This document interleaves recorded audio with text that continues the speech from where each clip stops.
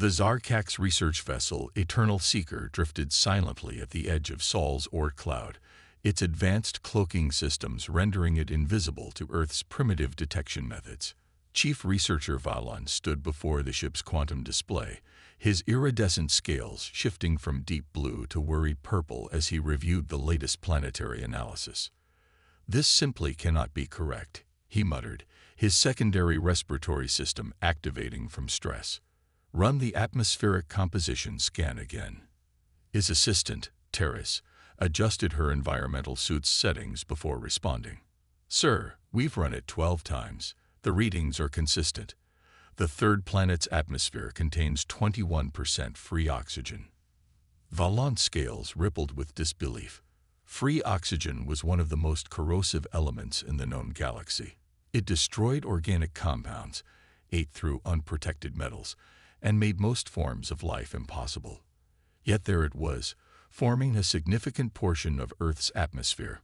And you're telling me there's complex life down there? In these conditions, not just complex life. "Sir," Terrace brought up a new holographic display. "We're detecting signs of advanced civilization. Cities, industry, primitive space exploration capabilities." The chief researcher moved closer to the display, his four eyes widening as he absorbed the impossible data. The gravity alone should have made complex life unlikely. At 9.8 meters per second squared, it was nearly twice what most spacefaring races evolved under. The temperature variations were equally hostile, ranging from deadly cold at the poles to unsurvivable heat near the equator. "Show me the biological scans," he ordered. The display shifted, revealing detailed analysis of Earth's dominant species. Valon's scales shifted to stark white, the color of absolute shock, as he read the data. These humans had internal skeletons made of calcium deposits strong enough to support their bodies under the crushing gravity. Their muscles were dense enough to move these heavy frames, and their cardiovascular system maintained pressure that would burst most species' circulatory organs. "They're apex predators," Terrace noted, her voice trembling slightly. "Persistence hunters. They can regulate their internal temperature through evaporative cooling, allowing them to pursue prey until it collapses from exhaustion." "Remarkable," Valon whispered. "They're perfectly adapted to conditions that should be lethal. But how do they achieve technological advancement? Surely the environmental challenges would have." He trailed off as new images appeared on the display. Humans working in what appeared to be metalworking facilities, the temperature hot enough to kill most species. Humans diving into pressurized water environments that would crush unprotected organisms. Humans living in artificial habitats in regions cold enough to freeze their cellular structure. They didn't overcome their environment, Terrace realized. They embraced it. Every challenge their world presented became a new frontier to master.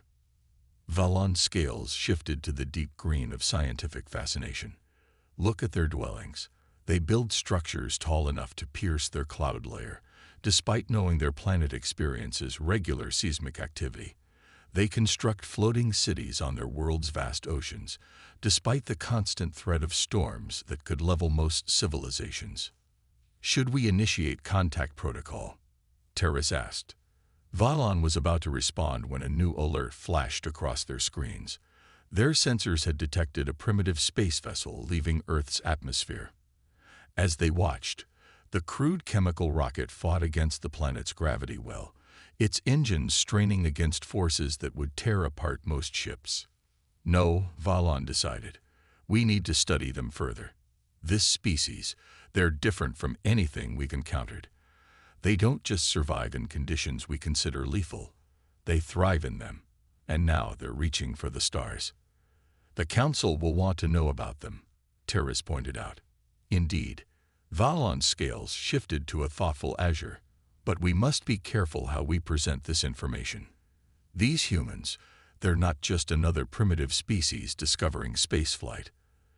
They're something entirely new, a race that turned one of the most hostile environments we've ever surveyed into their strength." The Eternal Seeker maintained its silent vigil as Earth rotated below, its lights twinkling against the darkness of space. Valon watched a massive storm system form over one of the planet's oceans, lightning illuminating the clouds. To his amazement, he could see that the human settlements below didn't evacuate. They had built their structures to withstand nature's fury, their inhabitants secure in their ability to weather whatever their deadly whirl threw at them. "Begin full surveillance protocol," he ordered. "I want to know everything about them. Their biology, their technology, their social structures. The galaxy needs to understand what we're dealing with here." As his crew began their work, Valon couldn't shake the feeling that they weren't just observing another emerging civilization. They were witnessing the birth of something unprecedented, a species that had turned what should have been a death sentence into their greatest advantage. The humans were coming to the stars, and they were bringing with them lessons learned from surviving one of the most dangerous worlds in the galaxy. The question wasn't whether they would change the galactic community, but how dramatically they would reshape it. Valon only hoped the galaxy was ready for them. The Galactic Council's assessment chamber hummed with nervous energy as Valon presented his findings. The massive amphitheater, designed to comfortably accommodate representatives from 1,000 worlds, felt unusually cramped as more and more delegates arrived to hear about the mysterious Deathworld species. "These readings must be flawed," announced High Counselor Nyx, her crystalline form vibrating with skepticism. No sentient species could evolve in such conditions. Valon's scales shifted to the confident goal of absolute certainty. "I assure you, the data is accurate. We spent 3 orbital cycles observing them. If anything, our initial assessment understated their capabilities." He gestured, and a holographic display materialized in the center of the chamber. It showed humans performing what they called extreme sports, deliberately seeking out the most dangerous conditions their already lethal world could offer. They climb frozen mountains without environmental protection, Valon explained. They dive into ocean trenches that would crush most of our exploration vessels. They jump from high altitudes for recreation. But that's not the most remarkable thing about them. The display shifted to show human medical facilities. They've turned their biological adaptations into scientific advantages.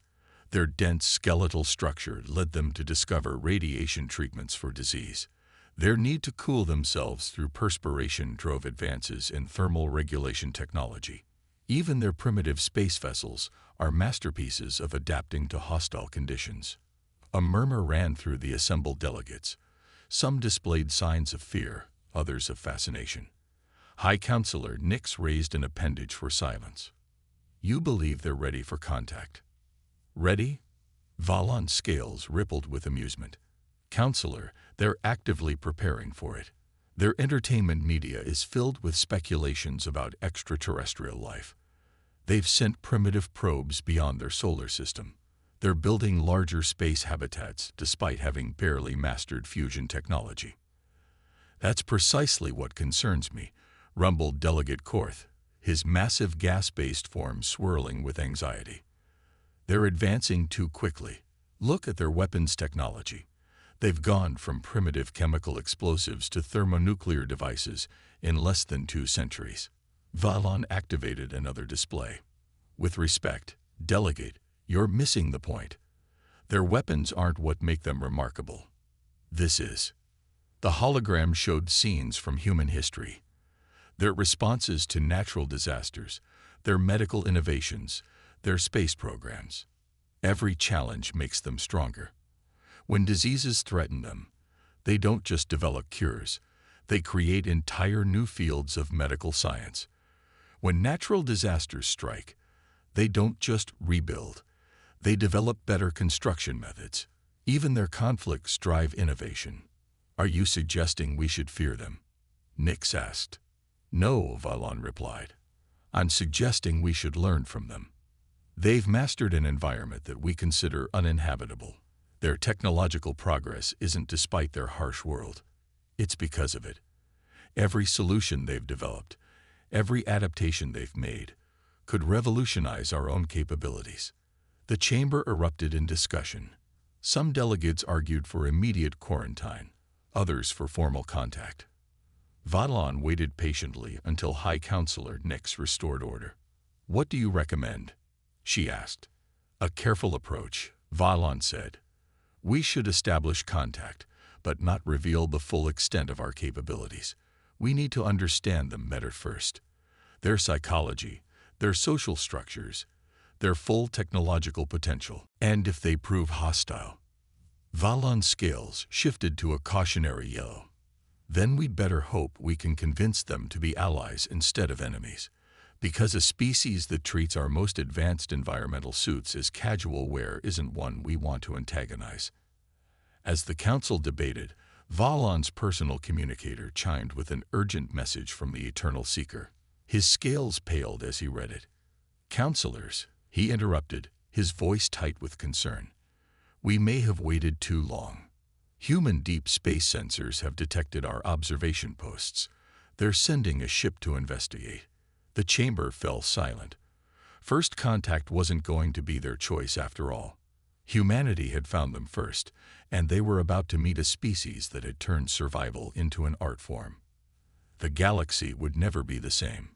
Captain Sarah Chen of the Earth space vessel Horizon stood at her command station, watching the strange object on the main view screen. The alien vessel, and there was no doubt now that it was alien, hung in space like a crystalline snowflake, delicate and beautiful against the star-filled backdrop.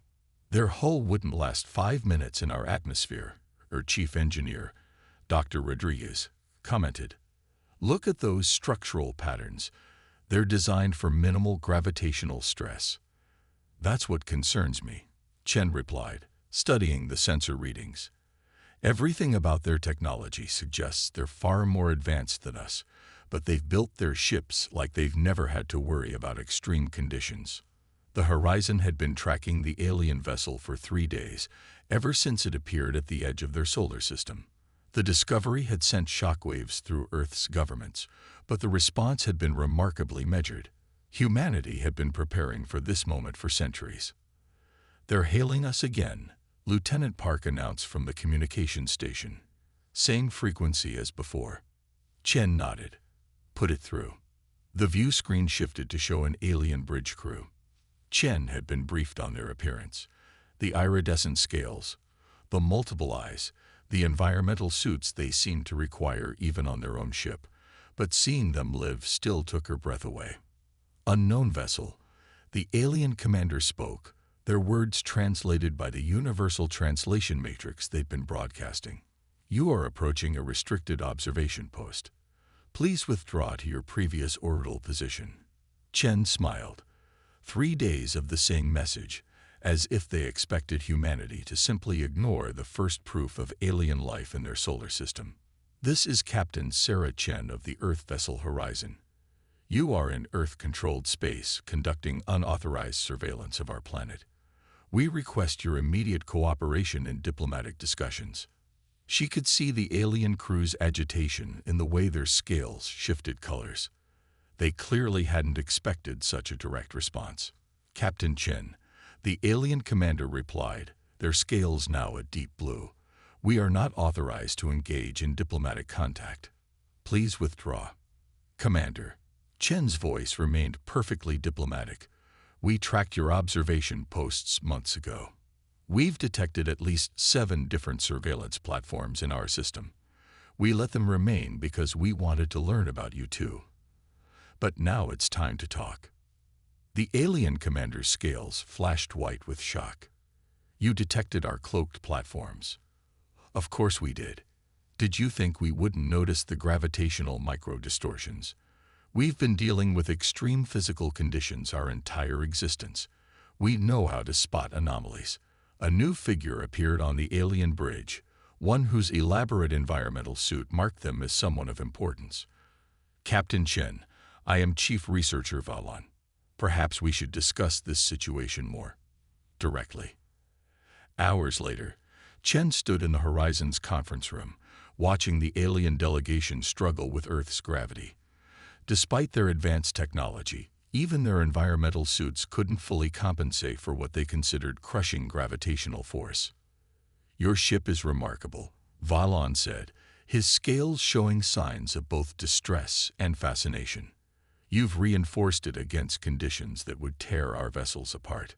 We had to, Chen replied. Solar flares, micrometeorites, gravitational stress. Space is just as dangerous as Earth. We adapted our technology the same way we adapted our bodies. Yes, your adaptations. Valon's scales shifted to a concerned purple. That's what we've been studying. Your species treats as normal what most civilizations consider survival conditions. You've turned an environment that should have killed you into your greatest strength.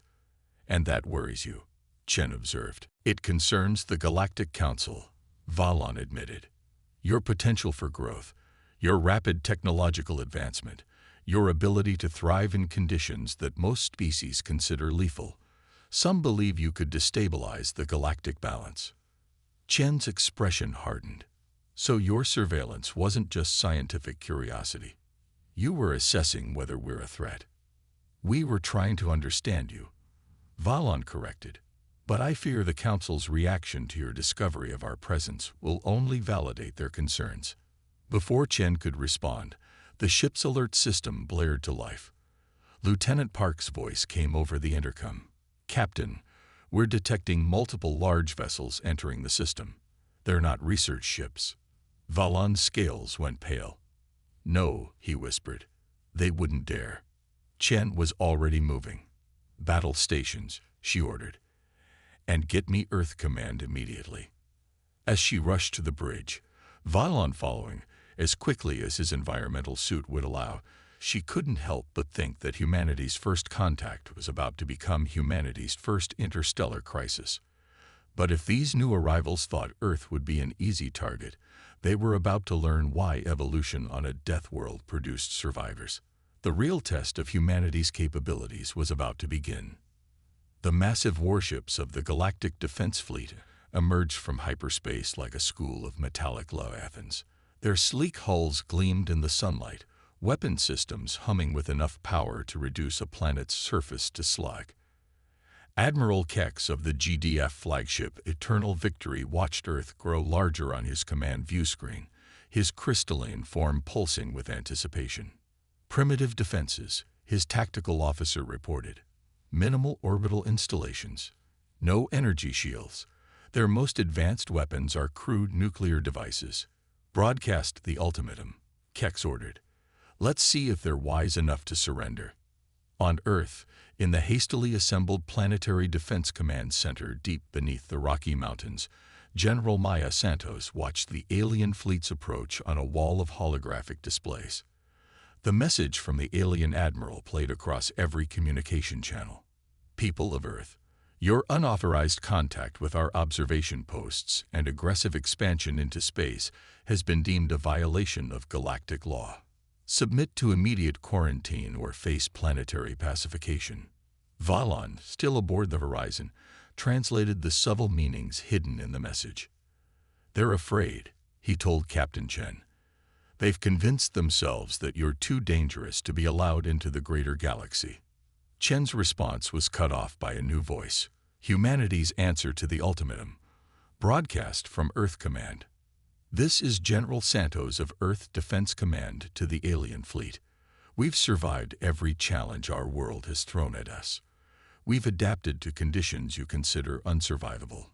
We've turned what should have been our tomb into our strength. If you think we'll submit to imprisonment on our own world, you don't understand what Earth has taught us. This is your only warning. Leave our system, or learn why evolution on a death world produces winners. Admiral Kex's crystalline form flashed with rage. Launch the first wave. Show them the difference between surviving a harsh environment and facing a real military force. The alien fleet's initial attack was meant to be overwhelming, a shock and awe demonstration of their technological superiority. Instead, they received their first lesson in death world tactics.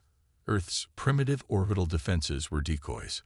The real defensive platforms had been disguised as debris, their systems hardened against conditions that would destroy most alien technology. They came to life as the alien fleet approached, their weapons specifically designed to exploit weaknesses in advanced energy shielding. Impossible, Kex whispered as the first wave of his ships reported critical damage. Their weapons, they're using the solar radiation itself as an amplifier. We had to learn to live with our sun's radiation, General Santos replied to his bewildered communication. Did you think we wouldn't learn to use it? But that was just the beginning. As alien troops attempted to land, they discovered that Earth's crushing gravity was the least of their problems. Human soldiers, trained to fight in everything from Arctic conditions to desert heat, were in their element. The aliens' environmental suits, designed for the comfort of their users, proved vulnerable to Earth's extreme temperature swings, corrosive atmosphere, and high pressure. They're everywhere, an alien commander reported in panic. They can fight in conditions that should kill them. They don't need protection from this world. They are this world's children. Valon, watching from the horizon, felt his scales shift to the deep green of revelation. Now you understand, he told the human captain. Your planet didn't just make you strong, it made you unstoppable. Every challenge it presented, you overcame. Every threat it posed, you turned into an advantage. The alien fleet's formation began to break as more ships reported systems failures.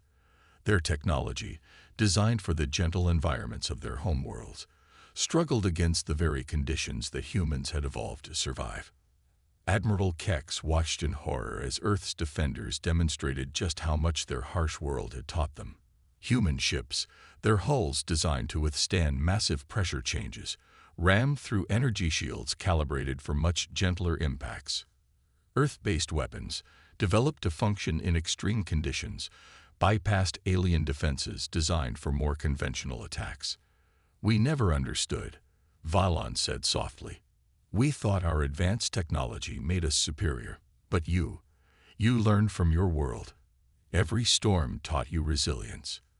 Every disaster showed you how to adapt. Every challenge made you stronger. In the command center, General Santos watched as the alien fleet began to retreat. Send the final message, she ordered. Across every communication channel, Earth's response echoed. We are humanity. We are the children of a world that should have killed us. Instead, it taught us to survive, to adapt, to thrive. We don't want war with you, but if you force us to fight, remember, everything that tried to kill us only made us stronger. The alien fleet withdrew, their mighty ships humbled by the species they had dismissed as primitive. But this wasn't the end. It was barely the beginning. Humanity had announced its presence to the galaxy not with words, but by demonstrating why evolution on a Deathworld produced the ultimate survivors.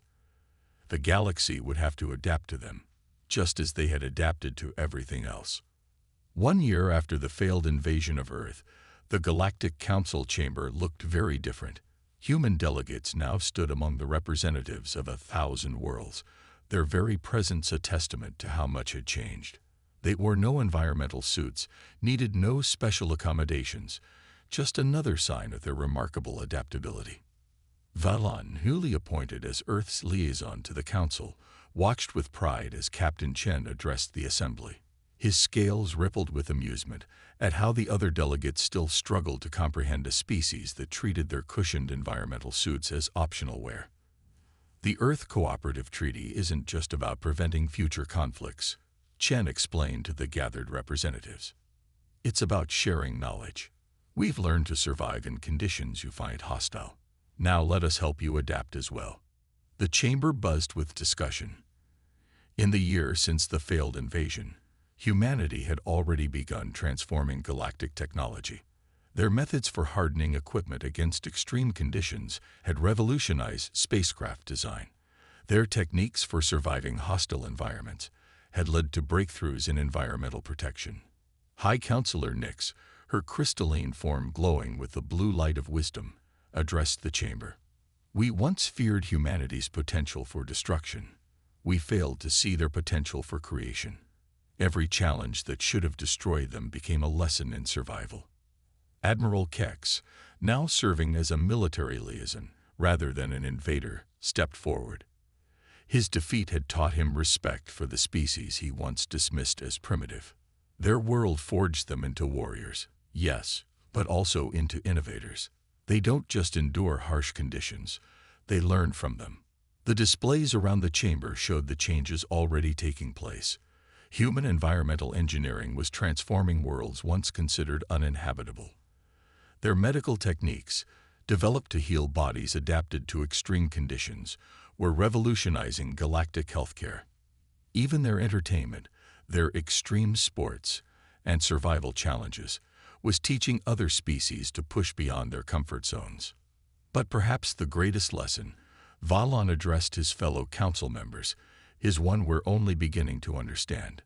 Humanity's greatest strength isn't their physical adaptations or their technological innovations. It's their mindset. They see challenges as opportunities. They turn obstacles into advantages. They transform survival into an art form. Dr. Rodriguez, now heading the Joint Human Galactic Engineering Corps, brought up new holographic displays. "We're not just sharing technology," she explained. "We're sharing a perspective. Every species faces challenges. The question isn't whether you can avoid them. It's how you choose to face them." The Chamber's attention turned to the latest project, a new class of ships that combined human resilience with alien sophistication. Vessels that could withstand the harshest conditions while carrying the most advanced technology. A symbol of how humanity's hard-earned wisdom was transforming galactic civilization. "We were wrong to fear them," Nix announced to the Chamber. Their harsh world didn't make them conquerors. It made them teachers. Every adaptation they developed, every solution they created, every lesson they learned, they're willing to share it all. They don't want to dominate the galaxy. They want to help it grow stronger. General Santos, joining remotely from Earth Command, added her perspective. "Earth taught us that strength comes in many forms. Sometimes it's in fighting back. Sometimes it's in enduring. But most often, it's in adapting, in taking what should destroy you and turning it into something that makes you better." The Council session concluded with the ratification of the Earth Cooperative Treaty, but everyone knew this was just the beginning. Humanity had come to the stars not as conquerors or victims, but as survivors bearing gifts of wisdom earned through millions of years of evolution on an unforgiving world.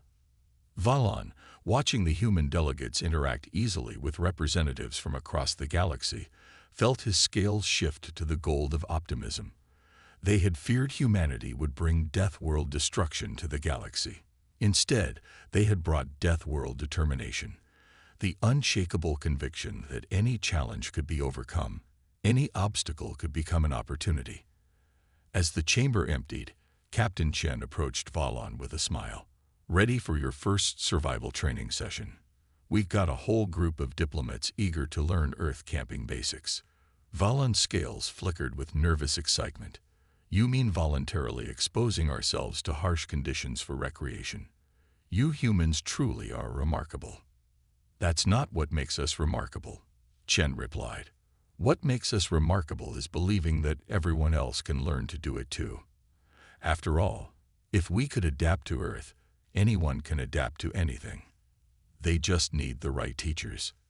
As they left the chamber together, Valon reflected on how far they'd come. The galaxy had feared humanity would bring chaos.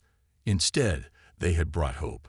Hope that any species could learn to face their challenges, adapt to their difficulties, and emerge stronger. The children of Earth were sharing their mother's harsh but valuable lessons, and the galaxy would never be the same. But this time, that was exactly what everyone wanted.